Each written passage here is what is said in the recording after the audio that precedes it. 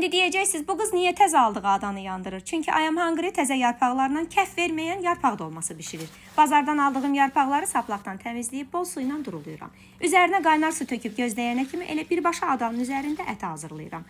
Mal əti, quzu quyruğu, düyü, göyərtilər, ədviyyat və biraz da duru yağ qatıb qarışdırıram. Soğanı sonda əlavə eləyirəm ki, əti bükənə kimi qara su verməsin. Bəlkə də buna görə yarpaq dolmam heç vaxt bişəndə kəf vermir. Köhnə adanın boyuma görə hündür olduğunu dəfələrlə danışmışdıq sizlə. German studiyadan sifariş etdiyim bu yeni ada isə boyuma uyğundur. Üzəri isə əsl ispan daşıdır. İstiyə davamlıdır. Ona görə də ətlə işlədikdən sonra spirti yandırıb dezinfeksiya edirəm. Miracle Stone kolleksiyasından Piedro elit daşıdır. Qətiyyən ləkə saxlamır, cızılmır. Çəkməcələri isə Alman texnologiyası Xettikə məxsusdur. Sizi bilmirəm mən, amma evə yeni nəysə alanda o qədər sevinirəm ki, tərtəmiz steril ispan daşımın üzərində yarpaqları düzüb dolmaları bükməyə başlayıram.